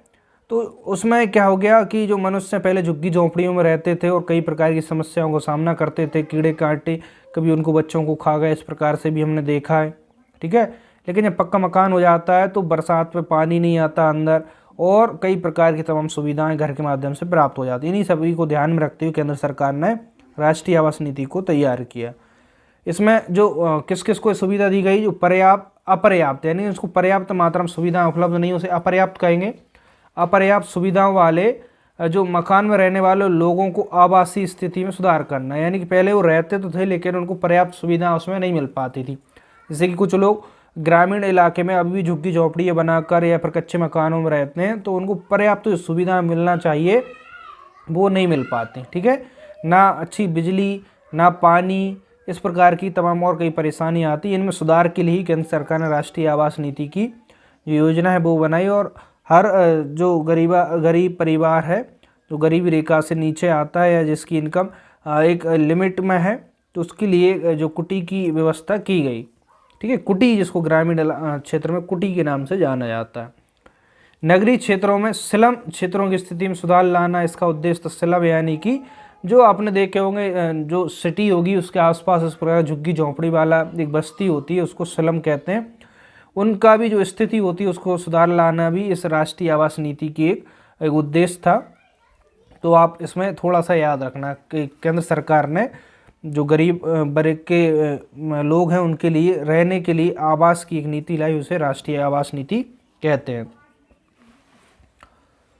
अब चलिए यहाँ पर जो नेक्स्ट हेडिंग है इसके बारे में देख लीजिए कि स्थानीय जो इमारतें हैं इनकी सुरक्षा किस प्रकार से की जाए, किसकी जिम्मेदारी होती है, स्थानीय इमारत हम किसे कहते हैं, उनके बारे में यहाँ पे जान लीजिए। देखिए, एक तो हमने देखा जिसमें मनुष्य निवास करता है उसे हम क्या कहते हैं, आवास वाली आवास बिल्डिंग कह सकते हैं, घर कह सकते हैं, जैसे भी आपका घर होगा, है ना। तो जिसमें मनुष्य निवास करता है उसे आवास कहते हैं। लेकिन निवास के अलावा जो अन्य उद्देश्य के लिए जो इमारतें, घर, बिल्डिंग बनाई जाती हैं उसे हम स्थानीय इमारतें कहते हैं, जहाँ पर मनुष्य निवास तो नहीं करता लेकिन चूंकि कई और अन्य उद्देश्यों की पूर्ति उनके द्वारा होती है। जैसे कृषि इमारतें क्यों बनाई जाती हैं, इसमें फसल होती है वो सारी उसमें रखी जाती है, तो इसलिए कृषि इमारतें बनाई जाती हैं, है ना। जैसे कि आप इसको वेयर हाउस भी कहते हैं, गवर्नमेंट स्तर पर वेयर हाउस बनाए जाते हैं, जो अनाज पानी या बेचते हैं वो वेयर हाउस में जाकर रख दिया जाता है, वहाँ सुरक्षित रखा रहता है। ऐतिहासिक इमारतों में आप बहुत सारी इमारतें ले सकते हैं। आगरे का किला हो गया, ताजमहल हो गया, जो भी कुतुब मीनार, जैसे भी आपको जो भी ऐतिहासिक इमारतें दिखाई दे वो हम इसके अंदर ले सकते हैं। शिक्षा इमारतें क्यों बनाई जाती है, जिसमें कि बच्चे अच्छी शिक्षा ले सकें, है ना, और जहाँ से कई सारे ज्ञान उन्हें प्राप्त हो सके। कुछ धार्मिक मंदिर, मस्जिद, है ना, इस प्रकार से जो चर्च बनाए जाते हैं वो धार्मिक इमारतें कहलाती हैं। औद्योगिक, जिसमें उद्योग धंधे व्यापार चलते हैं, उन्हें औद्योगिक हम इमारतें कह सकते हैं। ये सारे स्थानीय इमारतों के अंतर्गत आती हैं, यानी यहाँ पर मनुष्य निवास नहीं करता लेकिन मनुष्य की जो अन्य आवश्यकता उनकी पूर्ति इनके द्वारा होती है। अब इनकी सुरक्षा की बात आती है, इनको सुरक्षा की रखने की जिम्मेदारी किसकी होती है, इनकी सुरक्षा किस प्रकार से रखी जाए। तो प्रत्येक इमारत को इसके मूल रूप यानी जिस प्रकार से जिस रूप में वो बनी है उसको उसी रूप में सुरक्षित रखने की जिम्मेदारी देश के प्रत्येक नागरिक को होती है, ठीक है। आपके नज़दीक स्कूल होगा, चाहे वो सरकारी स्कूल हो, ठीक है, प्राइवेट स्कूल होगा तो उसकी बिल्डिंग के लिए आपने देखा भी होगा एक गार्ड रखा होगा, आप उसकी बिल्डिंग को छुएंगे भी तो आप में 2-4 चपाटे लगाएगा और आपको ठीक कर दे। लेकिन कभी कभी क्या होता है कि सरकारी जो इमारतें होती हैं, स्कूल की बात कर रहे हैं हम, उसको बहुत सारे बच्चे खेलते खेलते ही या फिर जान करके उसमें क्षति पहुंचा देते हैं। तो इस सब की जिम्मेदारी, इसको सुरक्षा प्रदान करने किसकी है, क्योंकि बहुत सारी चीज़ें ऐसी होती हैं जो सरकार नहीं देख रेख कर पाती, तो इन सबको में सुरक्षा की जिम्मेदारी देश का जो प्रत्येक नागरिक उसकी रहती है, ठीक है। तो उनको बेवजह नुकसान पहुंचाने से हम कहीं ना कहीं अपनी इकोनॉमी को नीचे ले जाते हैं। चलिए अब आगे देखिए, अगली हेडिंग देखिए, सार्वजनिक जो संपत्ति है और राष्ट्रीय धरोहर, इसकी देखभाल किस प्रकार से की जाए, किसकी जिम्मेदारी बनती है, राष्ट्रीय धरोहर होती क्या है, सार्वजनिक संपत्ति, तो इसके बारे में यहाँ पर देखते हैं। ठीक है, देखिए ध्यान से, जो सार्वजनिक उपयोग के लिए जो बिल्डिंग है या फिर संपत्ति या धरोहर बनाई जाती है, जिसका उपयोग सब लोग करते हैं, उसको हम सार्वजनिक संपत्ति कह सकते हैं। ठीक है, और कुछ जो राष्ट्रीय धरोहर की इमारतें होती हैं, यहाँ पर पर्यटक काफ़ी मात्रा में आते हैं विदेशों से, और आप भी घूमने के लिए जाते हैं, उसको राष्ट्रीय धरोहर कहते हैं। जो वो बहुत पहले बनाई गई थी, उसको उसकी मूल रूप में संजो कर रखा गया, जिससे कि वहाँ पर विदेशी पर्यटक भी आ सकें और हम भी जाकर अपने इतिहास को जान सकें। तो जो सार्वजनिक संपत्ति है वो सब लोगों के लिए, जो नागरिक देश का है उन सभी के लिए, उसके उपयोग के लिए उसको समर्पित किया गया। देखिए, राष्ट्र हित में बहुत सारी ऐसी जो सार्वजनिक संपत्ति हैं वो बनाई गई जिनका राष्ट्र हित में उपयोग होता है। ठीक है, और इसकी प्रकार यहाँ पे देखिए, जो प्रमुख राष्ट्रीय धरोहर हैं इनके बारे में जान लीजिए, आपको क्लियर हो जाएगा। जैसे आगरे का किला एक हमारा राष्ट्रीय धरोहर है, जिससे कि हमारे लिए एक इतिहास को जानने की जानकारी यहाँ से प्राप्त होती है, और विदेशी पर्यटक हैं वो आगरे के किला देखने के लिए, आगरे का ताजमहल है उसको देखने के लिए आते हैं, तो वहाँ से बहुत सारी हमें धन की उपलब्धि भी होती है, तो वहाँ से हमारा जो इकोनॉमी है वो भी काफ़ी अच्छा होता है। ठीक है, अजंता की गुफाएं तो राष्ट्रीय धरोहर कहेंगे इनके लिए, सांची के बौद्ध स्तूप राष्ट्रीय धरोहर, खजुराहो स्मारक, इस प्रकार से जो तमाम इतिहास की पुरानी जितनी भी बिल्डिंग हैं या फिर गुफाएं हैं, उन सभी के लिए राष्ट्रीय धरोहर कहते हैं। ठीक है, इन सब की जिम्मेदारी केंद्र सरकार की होती है, राज्य सरकार की होती है, और प्रत्येक नागरिक को भी इनकी देखभाल करना चाहिए, इनको क्षति नहीं पहुंचाना चाहिए। ठीक है, अब देखिए, जो राष्ट्रीय धरोहर है इनकी हमने अभी बात की जिम्मेदारी, यानी कि देख रेख की जिम्मेदारी है, इनको फिर से इनका जो नुकसान हो जाता है, क्षति हो जाती है, उसको रिकवर करने की जिम्मेदारी किसकी है, तो संस्कृति मंत्रालय की जिम्मेदारी है। संस्कृति मंत्रालय ही भारत की जो राष्ट्रीय धरोहर है उनकी देखरेख करता है, और इसके अंतर्गत एक नेशनल कल्चर फंड होता है, नेशनल कल्चरल फंड। ठीक है, जिसके अंदर इसको एक अलग से फंड दिया जाता है, जिससे कि जो राष्ट्रीय धरोहर है उनको अच्छे से उनकी देख रेख की जाए, उनकी अच्छी व्यवस्था की जाए। तो ये सारी जिम्मेदारी संस्कृति मंत्रालय की होती है, भारत सरकार का जो संस्कृति मंत्रालय होता है। और जो वर्तमान में हमारे संस्कृति मंत्रालय के जो इनको क्या कहते हैं, नाम मैं भूल रहा हूँ, जिनको मंत्री कहते हैं। ठीक है, संस्कृति मंत्रालय के जो मंत्री होंगे तो वो इसकी सब देख रेख संभालते हैं, और जो भी इंस्ट्रक्शन समय समय पर देते रहते हैं। ठीक है, चलिए इसके अलावा हम एक छोटी सी हेडिंग है उसको और देखते हैं, उत्तम आवास और निर्माण में जो सामग्री प्रयुक्त होती है उनके बारे में, उसके बारे में बहुत सारी जानकारी आपको पता भी होंगी। इसके बाद सीधा हम इस अध्याय का ऑब्जेक्टिव प्रश्नों की ओर आगे बढ़ेंगे। देखिए, हमारी जो नेक्स्ट हेडिंग है इसके बारे में, उत्तम आवास और निर्माण में जो प्रयुक्त सामग्री है उसके बारे में यहाँ पर जानते हैं। उत्तम आवास यानी जो अच्छा एक निवास होता है, उसमें कौन कौन सी निर्माण में सामग्री लगती है उसके बारे में देखिए कुछ जानकारी। उसकी कुछ मूलभूत सामग्री होती हैं, वो कौन कौन सी होती हैं, जैसे कि घर बनाने के लिए मिट्टी की आवश्यकता होती है, बालू की, लकड़ी की, चट्टानें, पत्तियाँ। देखिए, पत्तियों क्यों बात कर रहे हैं कि ज़रूरी नहीं कि आपका जो आवास है आपका, यानी कि सभी के आवास पक्के हों। कुछ ग्रामीण स्तर पर अभी भी आज भी देखते हैं हम, कच्चे मकान हमें देखने को मिलते हैं। ठीक है, कुछ कच्चे मकान के अलावा भी हमें जो झुग्गी झोंपड़ियाँ उनमें मिलती हैं, तो वहाँ पर क्या किया जाता है कि झुग्गी झोंपड़ी बनाकर ऊपर से पत्तियाँ डाल दी जाती हैं, और नीचे उसमें जो परिवार है वो निवास करता है। ठीक है, तो जो मूलभूत सामग्री है उनको निर्माण में मिट्टी की आवश्यकता होगी, है ना, कच्चे और पक्के मकान में भी आवश्यकता होगी। ठीक है, बालू की, लकड़ी की, चट्टानें, पत्तियाँ की। अब जो पक्के मकान उनमें विशेष करके सीमेंट की आवश्यकता होती है, और अच्छी क्वालिटी की सीमेंट हर कोई लगाना चाहता है, इस्पात, ठीक है, ईंट, एल्युमिनियम, कांच आदि, इन सभी की आवश्यकता जो पक्के मकान उनमें भी होती है। और तमाम तरह की जो और बिल्डिंगें, बंगला जो भी कह लीजिए, सभी में इन मूलभूत सामग्रियों की आवश्यकता तो होती ही होती है। ठीक है, आजकल इनके रेट बहुत ज़्यादा होने से जो लागत भी है वो काफ़ी बढ़ गई है। एक अच्छा घर बनाएंगे तो आपको बहुत ज़्यादा धनराशि की आवश्यकता होगी।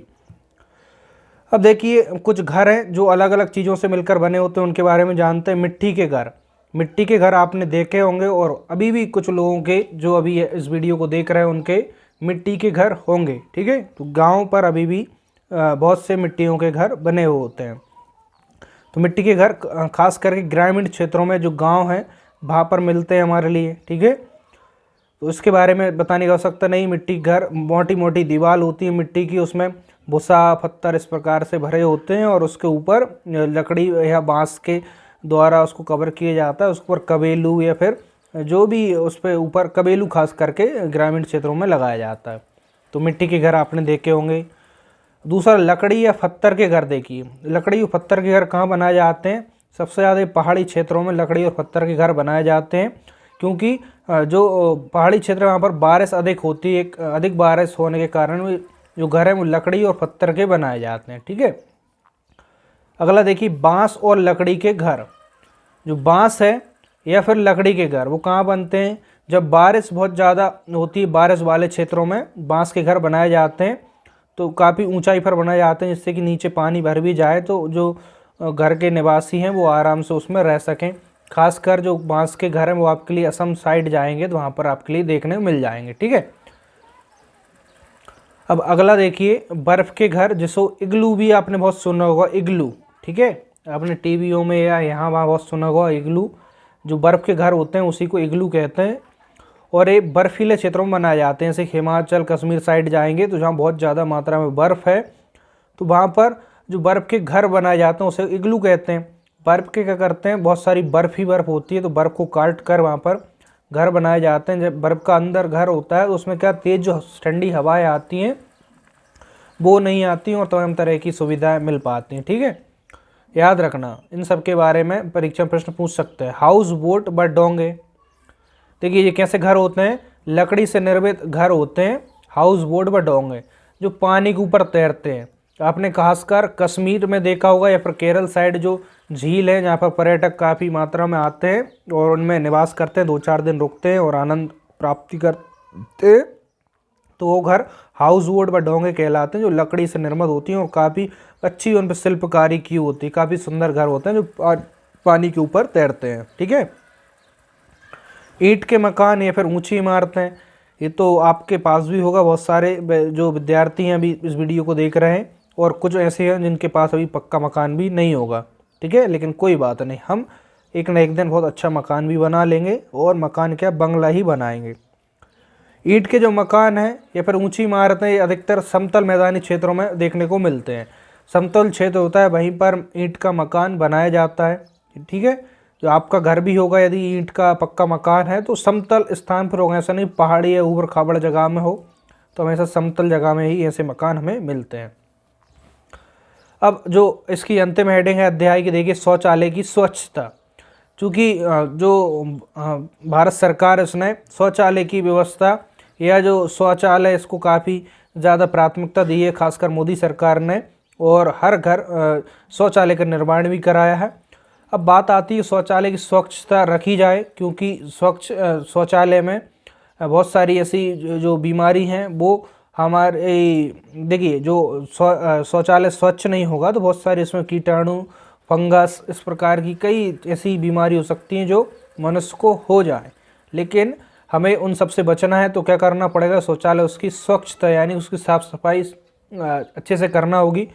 तो शौचालय होता क्या आपको पता ही है कि मानव के जो मल मूत्र की समुचित व्यवस्था के लिए इसको उपयोग किया जाता है। आप जैसे कि सुबह उठते होंगे सबसे पहले आप जो मल मूत्र है या फिर फ्रेश होने कहाँ जाते हैं, शौचालय जाते हैं। इसलिए कहा जाता है कि शौचालय को स्वच्छ रखना बहुत ही ज़रूरी, नियमित रूप से इसकी साफ सफाई होना चाहिए। ठीक है, तो यहाँ पर हमारा अध्याय कंप्लीट होता है। अब इसके बाद इसके अभ्यास जो प्रश्न हैं उनके बारे में देखते हैं। ठीक है दोस्तों, यहाँ पर मैंने आपके लिए बताया, आपको कहीं पर भी कोई परेशानी नहीं हुई होगी। उम्मीद करता हूँ आपको बहुत अच्छे से समझ आ गया होगा पूरा अध्याय। बहुत सारे बच्चे हैं बहुत अच्छे अच्छे कमेंट्स भी करते हैं, तो आप इस वीडियो के बाद जो भी आपको अच्छा लगा कमेंट्स करें, और कुछ सुधारने योग्य चीज़ हो तो आप नीचे मुझे कमेंट्स में बताएं, तो मैं आपसे भी बहुत सारी चीज़ों को सीखता हूँ और आगे सुधारने की कोशिश भी करता हूँ। ठीक है, और वीडियो को लाइक नहीं किया, जल्दी से वीडियो को लाइक करिए, फिर हम इसके ऑब्जेक्टिव प्रश्नों को सॉल्व करते हैं। चलिए यहाँ पर देखिए जो ऑब्जेक्टिव प्रश्न है उनको और ध्यान से समझिएगा। ठीक है, आपको भी कुछ उत्तर हो सकता है बताना हो तो नीचे कमेंट्स में जरूर बताइएगा। आवास, इनका अर्थ और परिभाषा है, इससे कैसा प्रश्न पूछेगा तो ध्यान से देखना। भय भवन संरचना जिसमें निवास किए जाए आवास कहलाता है। कथन किसका है, मैंने आपके लिए बताया भी था। R.S. Deshpande, Uma Bernard, Oxford dictionary और रॉबिन्सन। तो 4 ऑप्शन आपके सामने, इसका उत्तर आपको करेक्ट बताना है। तो कौन सा करेक्ट होगा जल्दी से बताइए, बताइए, आपके लिए कुछ समय देता हूँ फिर मैं बताता हूँ इसका उत्तर। देखिए ऑक्सफोर्ड डिक्शनरी, ठीक है, हमने देखा भी था इस प्रकार से आवास की परिभाषा ऑक्सफोर्ड डिक्शनरी में बताई गई है। अगला प्रश्न है, किसी जीव का वह परिवेश जिसमें वह रहता है कहलाता है, क्या कहलाता है? आवास, परिवेश, गांव, नगर। बताइए उसका उत्तर। देखिए मैंने आपके लिए पढ़ाया है वीडियो में, इसलिए मैं आपसे इसका उत्तर बताने के लिए कह रहा हूँ। नहीं पढ़ाया होता तो बिल्कुल नहीं कहता। इसका उत्तर होगा ए, आवास। अगला प्रश्न है, आवास को परिभाषित करते हुए यह किसने कहा था कि आवास मानव समूह के लिए शरण स्थल है जिसमें दीवारें, फर्श, दरवाजे, खिड़कियां, छत आदि होती हैं। तो किसने कही थी ये बात? हमने पढ़ा था और मैंने आपके लिए बहुत अच्छे से बताया था कि इसको याद रखना कि परीक्षा में प्रश्न पूछ सकते हैं। तो 4 ऑप्शन है, 4 में से बताइए कौन सा उत्तर इसका सही होगा। इसका उत्तर होगा बी, R.S. देशपांडे। ठीक है, अगला प्रश्न देखिए। अगला प्रश्न है, वास्तव में जिस स्थान में पारिवारिक जीवन का वातावरण पाया जाता है उसे घर कहते हैं। जिसका सार रूप पारिवारिक जीवन में व्यक्ति संबंध है, यह कथन किसका है? तो यह कथन 4 उत्तर आपके सामने, इसमें से बताइए यह कथन किसका है। तो इसको याद रखना है। इसकी हम परिभाषा जैसे कि मैं आपको नहीं बताई थी, लेकिन ऑप्शन के माध्यम से आपको क्लियर कर देता हूँ। उत्तर डी होगा, उमा बर्नार्ड। ठीक है, उमा बर्नार्ड ने इसको कही है, तो इसको याद रखना। ठीक है, अगला प्रश्न देखिए। आवास एक मूलभूत आवश्यकता है जो कि सभ्य समाज में स्वीकृति है। यह आवश्यक है किस लिए? सामाजिक विकास के लिए, आर्थिक विकास के लिए। ए और बी दोनों सही है और उपरोक्त में से कोई सा भी सही नहीं है। तो आवास क्यों आवश्यकता होती है? तो इसका सी होगा, सामाजिक रूप से भी और आर्थिक रूप के विकास के रूप में आवश्यक होती है। अगला प्रश्न, जिन क्षेत्रों के पादप जीवन में मुख्यतः घास की अधिकता होती है उसे कहते हैं, यानी कि जहाँ पर घास अधिक मात्रा में पाई जाती है उसे क्या कहते हैं? 4 उत्तर आपके सामने, बताइए। चलिए, घास स्थल, पर्वतीय स्थल, मरुस्थल और वन स्थल। तो मैंने आपके लिए बताया था, तो कौन सा होगा यहाँ पर उत्तर बता दीजिए। घास स्थल होगा, जाहिर सी बात है। ठीक है, अगला प्रश्न है, घासीय स्थल में पाए जाने वाले जंतु का रंग कैसा होता है? इनका रंग बताइए। जो घास वाले स्थान पर रहते हैं जंतु, इनका रंग किस प्रकार से होता है? इसको याद रखना। देखिए, जो भी हमारे जीव जंतु घास वाले स्थान पर रहते हैं उनका रंग भूरा होता है, एक प्रकार से भूरा रंग होता है, याद रखना। अगला प्रश्न देखिए, पर्वतीय आवासों के वृक्ष किस प्रकार के होते हैं? यानी जो पर्वत पर जो आवास होते हैं वहाँ पर जो वृक्ष होते हैं किस प्रकार से होते हैं, उसका उत्तर आपको बताना है। देखिए, शंखवाकार, लंबाकार और तिरछा आकार, इनमें से कोई नहीं। तो जो कुछ आपने वृक्ष देखे होंगे जो पर्वत पर उगते हैं वहाँ पर, उनकी जो पत्तियाँ होती हैं वो एक प्रकार से, या फिर जो पेड़ होते हैं वो एक प्रकार शंखवाकार होते हैं। जैसे कि आपने एक अशोक का पेड़ देखा होगा, ठीक है, उसी आकार के शंखवाकार, शंकु के आकार के वृक्ष होते हैं पर्वत पर। समुद्र में वास करने वाले जीवों की शारीरिक संरचना धारा रेखीय क्यों होती है? यानी कि समुद्र में निवास करते हैं जीव, उनके शरीर स्ट्रक्चर उस पर धारा रेखीय क्यों होती है, इसके बारे में हमें बताना है। तो मैंने आपके लिए बताया था कुछ ऐसी फैक्ट वाली जानकारी होंगी जो हम ऑब्जेक्टिव में ही उनको पढ़ेंगे, तो इसको याद रखना। ठीक है, इसका उत्तर बताइए क्या होगा, धारा रेखीय क्यों होती है? तो इसका उत्तर याद रखना, जल के अंदर क्या होता, तेजी से गति होती है, इस कारण उनके जो जीव होते हैं शरीर पर धारा एक रेखीय बन जाती है ना, एक प्रकार से रेखाएं बन जाती हैं। जलीय पौधों के तनों की विशेषता क्या होती है? जल में पौधे होते हैं उनकी विशेषता क्या होती है? देखिए यहाँ पर है, लंबा तना होता है, खोखला तना होता है, हल्का तना होता है। तो ये सारी विशेषताएं जलीय पौधों के जो तने उनकी होती हैं। अगला प्रश्न है, निम्न में से स्थलीय आवास का उदाहरण है। स्थलीय आवास के घास स्थल, पर्वतीय स्थल, वनीय स्थल। तो जो स्थलीय आवास है उन सबका उदाहरण क्या होंगे? तो सभी होंगे, मैंने आपके लिए बहुत अच्छे से इसको पढ़ाया है। ठीक है, अगला प्रश्न, समुद्र में रहने वाले जीव जंतु लवणीय जल में सांस लेने हेतु किस गैस का उपयोग करते हैं? जो समुद्र में जीव जंतु रहते हैं उसमें चूंकि हम पता है समुद्र में लवणीय जल है, ठीक है, उसमें सांस लेने में परेशानी हो सकती है, तो उसमें सांस लेने के लिए किस गैस का उपयोग करते हैं उसके बारे में हमें यहाँ पर बताना है। तो जल में घुलित ऑक्सीजन, कार्बन डाइऑक्साइड, नाइट्रोजन और इनमें से कोई नहीं। तो जल में जो घुली हुई ऑक्सीजन होती है उसका ही वो उपयोग करते हैं। ठीक है, अगला प्रश्न देखिए। अगला प्रश्न देखिए, जो पशु पक्षी है एवं मनुष्य के विभिन्न आवास है इसके ऊपर से है, निम्नलिखित में से कौन सुमेलित नहीं है, यानी किसका मिलान सही नहीं है उसके बारे में बताना है। गेंडा कहाँ रहता है इसके बारे में, स्थल पर, ठीक है हमने पढ़ा है। कछुआ केवल जल में रहता है, देखिए इसका आपको बताना है कौन सा सही है। कछुआ केवल जल में रहता है। पांडा पेड़ पर रहता है। केंचुआ जमीन के अंदर। तो जो कछुआ है वो केवल जल में नहीं रहता, जल के अलावा बाहर भी जीवित रह जाता है, इसलिए इसे कछुआ केवल जल, सही मिलान नहीं है। अगला प्रश्न, उभयचर किसे कहा जाता है, मैंने आपको बताया था उभयचर यानी कि जो जल और स्थल यानी दोनों पर रह सकते हैं। पानी में रहने वाले, स्थल में रहने वाले, आकाश में रहने वाले, स्थल एवं जल दोनों में रहने वाले। ठीक है, जो पानी और जमीन दोनों पर रहते हैं उन्हें उभयचर के अंदर रखते हैं। अगला प्रश्न देखिए, एक साइड जीव दिए हैं, दूसरे साइड उनका आश्रय दिया है, हमें बताना है कौन सा जीव कहाँ पर रहता है। तो देखिएगा, गधा कहाँ रहेगा, अस्तबल में, साहिबान में, बाड़ा में, बिल में। मैंने आपके लिए बताया तो गधा अस्तबल में रहता है। बैल कहाँ रहता है, साहिबान में, गाय बैल, बकरी बाड़े में और सांप बिल में। चूँकि सही सामने ही है तो ए का ए, बी का 2, सी का 3, डी का 4 यानी ए वाला यहाँ पे सही उत्तर होगा। ठीक है, अगला प्रश्न है, निम्नलिखित में से कौन सी चिड़िया 2 पत्तों को आपस में मिलाकर घर बनाती, इसको हमने पढ़ा था सिलती है, उसको क्या कहते हैं। कबूतर, कौआ, दर्जन या सभी। तो बताइए जल्दी से इसको उत्तर, बाकी नहीं बनता तो फिर मैं बताता हूँ। 2 पत्तों को सिलती है, इससे याद रख लेना दर्जी यानी कि दर्जन चिड़िया है। जुलाई चिड़िया को किस नाम से जाना जाता है, इसको ध्यान रखना। अब जुलाई चिड़िया इसको किस नाम से जाना जाता है, 4 उत्तर आपके सामने हैं और आपको इसी प्रकार परीक्षा में प्रश्न आएंगे, तो आपको याद रखना जुलाई चिड़िया है, इसको बीबर बर्ड के नाम से भी जाना जाता है। ठीक है, निम्नलिखित में से कौन झाड़ियों में घोंसला बनाते हैं, उल्लू, फाख्ता, गिद्ध और जुलाई चिड़िया। तो जो झाड़ियाँ होती हैं उनमें कौन घोंसला बनाता है, तो जो फाख्ता होते हैं वो झाड़ियों में घोंसला बनाते हैं। ठीक है, देखिए उल्लू, गिद्ध, उल्लू भी नहीं बनाता, गिद्ध भी नहीं बनाता, जुलाई चिड़िया भी झाड़ियों में नहीं बनाता, तो एक ही बचता है फाख्ता, जो हमारा झाड़ियों में घोंसला बनाता है। अगला प्रश्न है, निम्नलिखित में से कौन अपना घोंसला झाड़ी एवं पेड़ों की नीची डालियों पर बनाती है।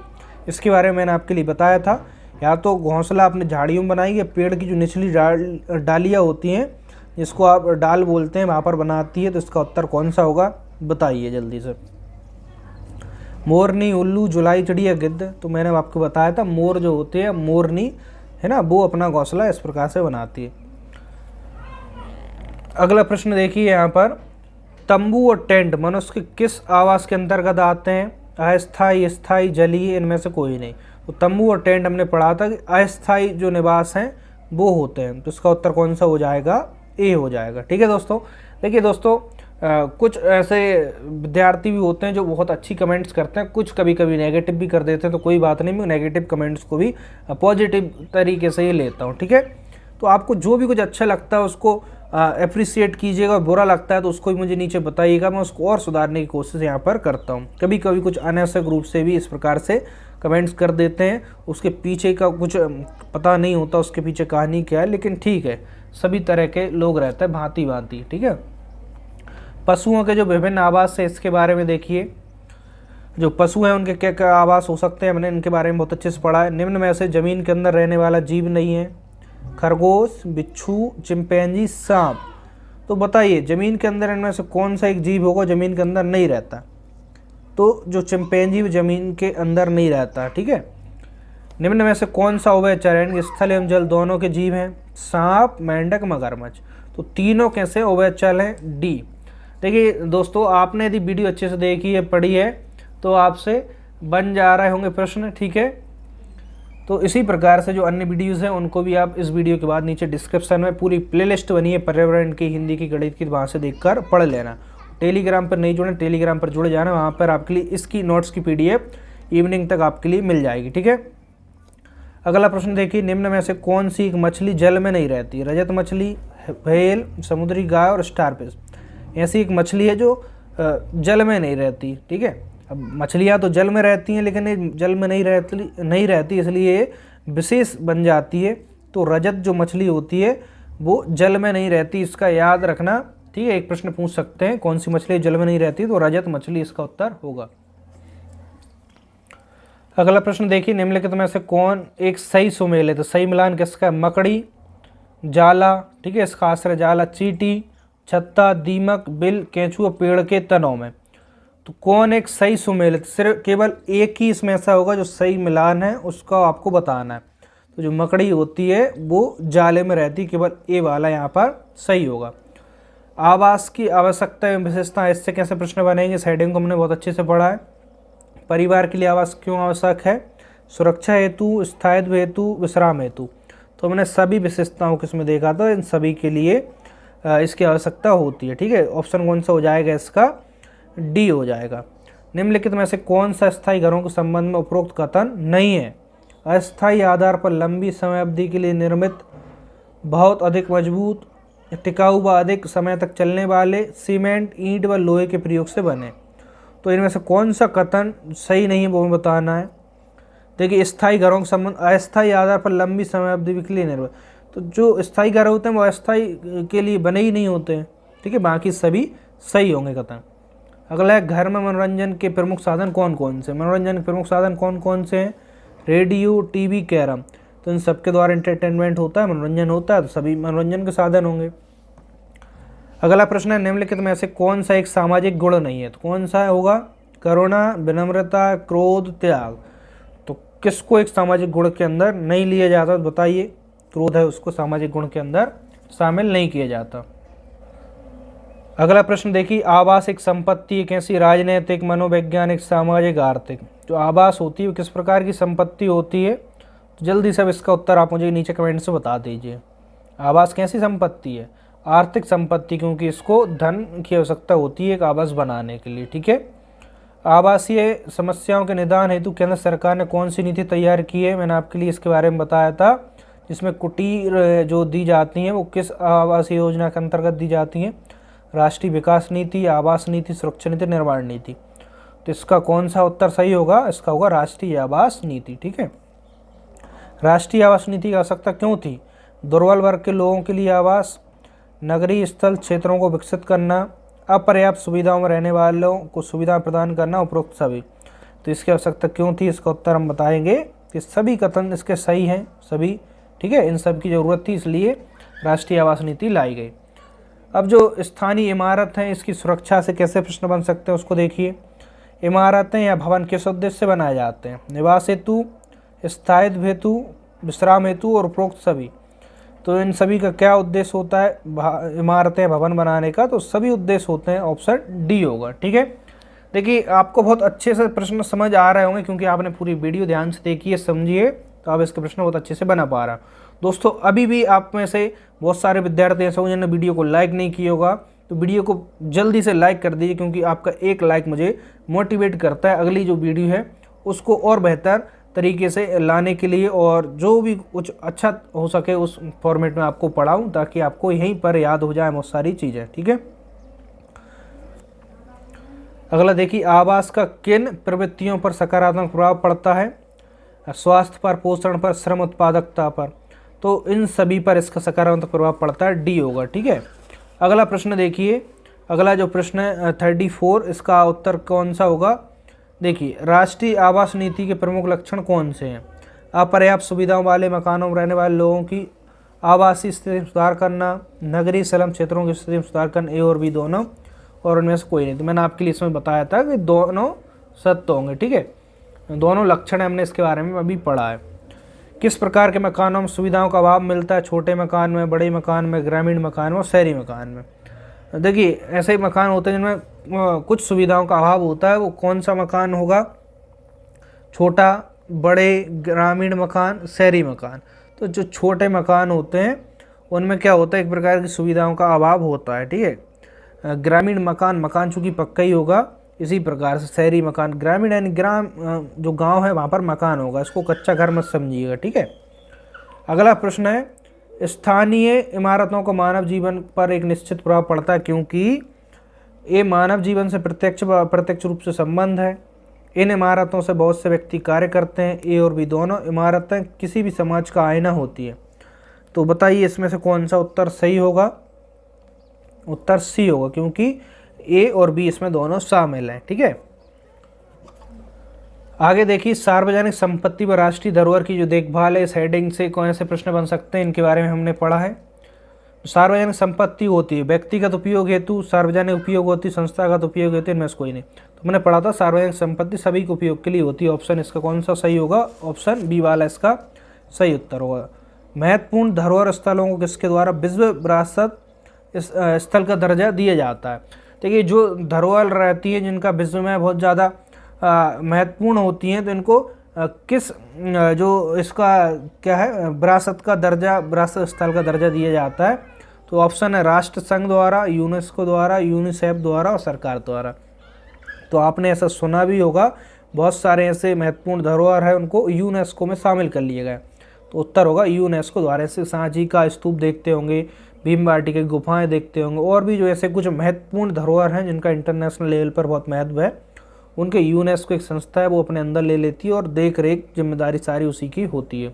ठीक है, अगला प्रश्न है यहाँ पर कि नेशनल कल्चरल फंड की व्यवस्था का उत्तरदायित्व किस मंत्रालय का होता है। मैंने आपके लिए बताया था किस मंत्रालय का होता है, संस्कृति मंत्रालय की जिम्मेदारी होती है।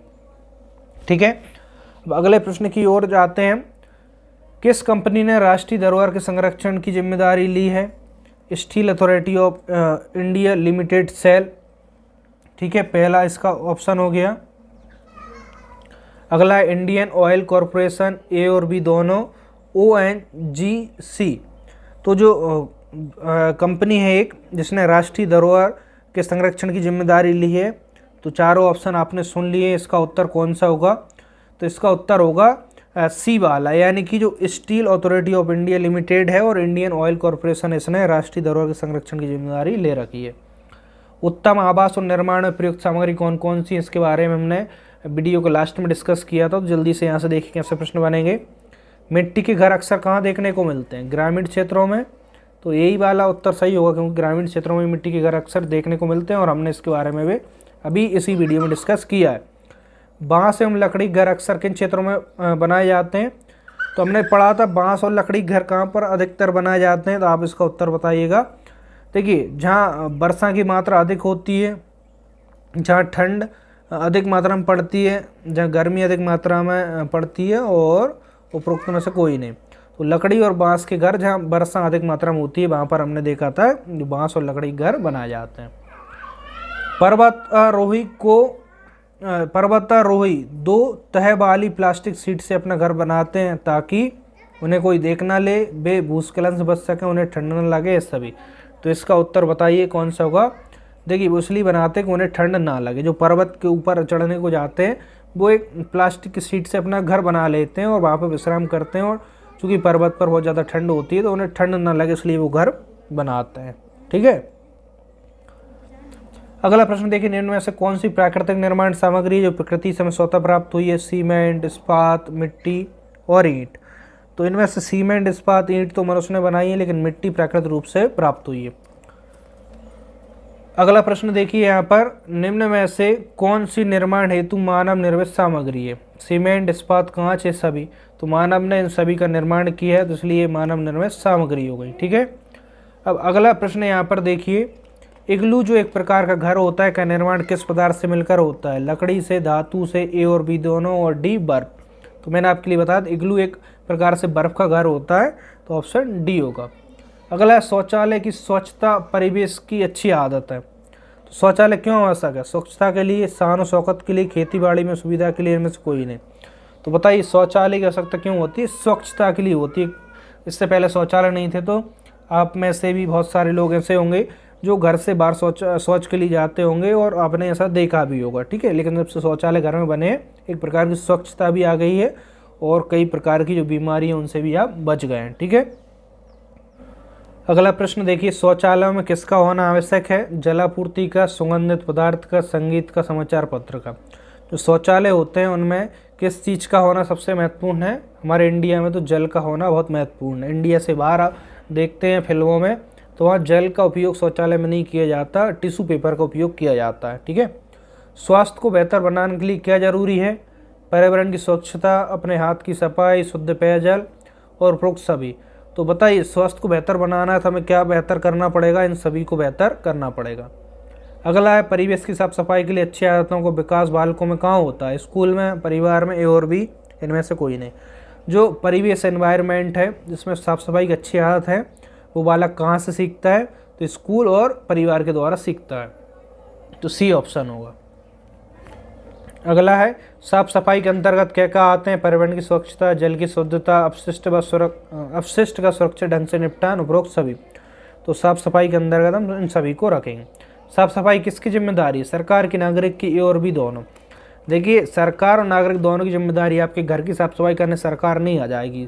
जो रोड, नदी, नाले होते हैं उनकी साफ सफाई जिम्मेदार तो सरकार की, बाकी आपके घर की साफ सफाई या कुछ और भी सार्वजनिक स्थान होते हैं जहाँ पर बहुत सामाजिक संगठन वहाँ पर मदद करते हैं साफ सफाई के लिए। उत्तर इसका सी होगा। तो दोस्तों यहाँ पर हमने इस अध्याय के कंप्लीट ऑब्जेक्टिव भी देख लिए और आप कोशिश करना आपके लिए जितने ज़्यादा और ऑब्जेक्टिव एमसीक्यूज़ जहाँ से भी मिलते हैं उनकी प्रैक्टिस ज़रूर करना। मैं बार बार कहता भी हूँ जितने ज़्यादा एमसीक्यूज़ आप सॉल्व कर पाएँ ज़रूर कर लें। हमारा चैप्टर यहाँ पे कंप्लीट हो गया। इसकी नोट्स की पीडीएफ आपको टेलीग्राम चैनल पर मिल जाएगी, उसकी लिंक नीचे डिस्क्रिप्शन बॉक्स में चेक कर लेना। टेलीग्राम चैनल अलग है, टेलीग्राम ग्रुप अलग है। ग्रुप पर आप डिस्कशन कर सकते हैं, मुझसे बातचीत कर सकते हैं और टेलीग्राम चैनल पर आपके लिए पीडीएफ वगैरह और जो भी मैं वीडियोज़ की लिंक वगैरह शेयर करता हूँ उनको ढूंढने में परेशानी नहीं होगी, तो दोनों ज्वाइन कर लेना। और अन्य विषय की वीडियोज़ की प्लेलिस्ट की लिंक नीचे डिस्क्रिप्शन में बनी हुई है, वहाँ से अन्य विषय को पढ़ सकते हैं। ठीक है, वीडियो पसंद आई हो तो वीडियो को लाइक कर देना, शेयर कर देना और चैनल पर पहली बार आए तो चैनल को सब्सक्राइब कर बेल जो आइकन है उसको प्रेस कर लेना ताकि आपको नोटिफिकेशन मिलती रहे। ठीक है, मिलते हैं नेक्स्ट वीडियो में। आज के लिए इतना ही। जय हिंद, वंदे मातरम।